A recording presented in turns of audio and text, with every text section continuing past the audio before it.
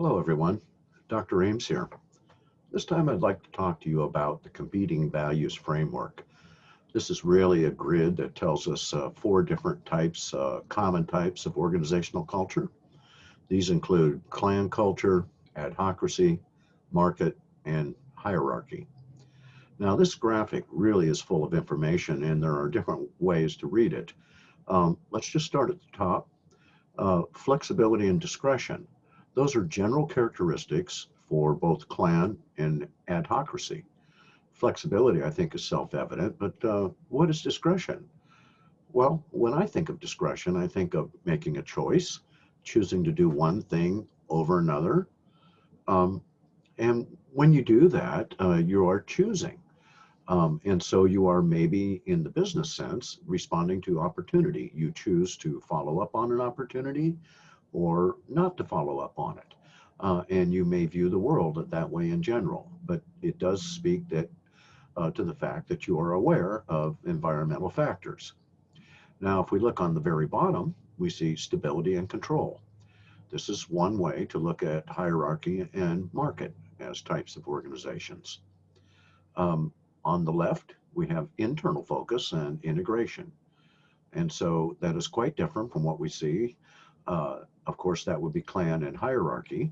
And then it is quite different from what we see on the other side with an external focus and differentiation, which would be the adhocracy and again, the marketing types of organizations. So the thing to note about these is that they each have a different thrust, as they call it here. But depending on the textbook you're reading and you look at this sort of material, it could be emphasis, focus. Those are great terms for the same idea. So let's just start at the top with clan. If the overall um, generality, the characteristic of this is flexibility and discretion, then the focus is going to be to get that accomplished. They focus on collaboration, on working together. And how did they do it? Well, they participate. They probably have task force and teams, committee work. They work together as a group, so we have cohesion.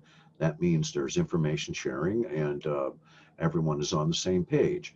At the same time, it means really good communication and it means empowerment. That means if you're going to empower, that managers have to delegate somewhat and give up some of their work. And that means job enrichment and it means giving more responsibility to lower levels of the companies. What are you trying to achieve? Well, what really happens is that morale is generally high and clan sort of culture. It really is sort of a family atmosphere, and there is a serious amount of time spent on getting the right people that are a good fit for the organization. So morale is generally high. Um, there is a focus on developing people. So this is the type of atmosphere where you're going to get career and professional development. And in return, they will commit to you and they would expect commitment and back at them in return. Now, if we look at adhocracy, it is also about being flexible and choosing the right course of action by being discreet. The focus here is on creativity. So this is a much more nimble organization. How do they do it? Well, they're adaptable, they're agile, they're very flexible, and they're able to respond. They're able to respond to the marketplace, to their customers, whichever their focus is. They do this by relying on innovation and being able to produce a product in response to market forces very quickly.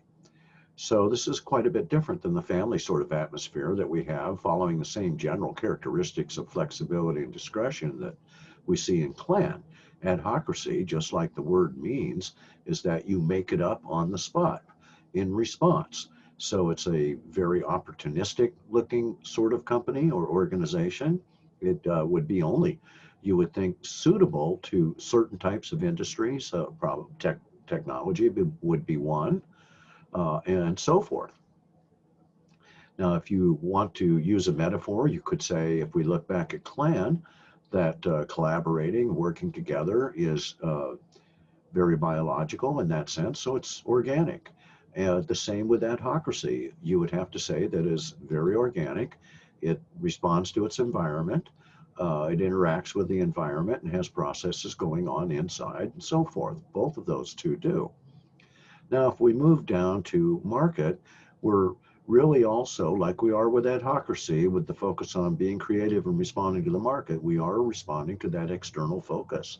And of course, an ad hoc sort of company would have to really rely on differentiation, making themselves unique in some way in order to do that and to accomplish responding quickly and effectively to the market forces. But a market sort of organization, the focus is competition. So there's a little bit more controlling going on here in a market sort of organization than there would be in an adhocracy one, where everyone is very much working together organically. In the market type of organization, you're focusing on your customers, maintaining whatever productivity is needed, um, and really examining and following all the time your market share and how to grow it and the size of the market and all of those sorts of things. So what you're looking for is market share, you're looking for profitability, and you're looking to achieve your goals. So certainly to do those sorts of things and have that focus, you're going to have much more controlling and so less organic. Definitely if you're in a market sort of focus because of the competitive nature and the rules and regulations and the practices you'll follow will be much more strict. Now, if we look over to hierarchy, we're also talking about control, but also stability. Um, the market side of it doesn't have as much stability, obviously, as they say the hierarchy would have, but certainly it is a controlling sort of environment. Well, hierarchy is all about control, and control brings stability. So it is appropriate label for both of these types of organizations. The focus or thrust here is control when you have hierarchy. Hierarchy implies that you have levels of management, reporting relationships, formal authority. We're likely talking bureaucratic organizations and tall organizations here. So probably the organic metaphor is not appropriate. We would say this is much more mechanistic. How do you do it? What are the means? Well, you have control of processes. You follow the rules, so you're very consistent. Everything is controlled, whether it's process or knowledge work or whatever it might be, and everything is measured and recorded and so forth. What you're trying to accomplish is efficiency, getting the job done, timeliness, which reflects time management, worrying about schedules and deadlines and so forth, and keeping things functioning smoothly, which means generally maintaining status quo, not rocking the boat. So you are very much in the stability and control mode with hierarchy, so much more mechanistic in your approach. At the same time, you do share with the clan sort of organizational type that internal focus because it is on if you're maintaining control, then you are looking inwards. Just like a clan, if it's a family and you're working to collaborate and participate and work together, you're looking inwards. And so both of those types, the clan and the hierarchy, are going to have integrated sort of systems, making sure everything works together well, but with a different sort of emphasis in how they go about it. Okay, folks, that's what I wanted to talk about this time. I'll talk to you again soon.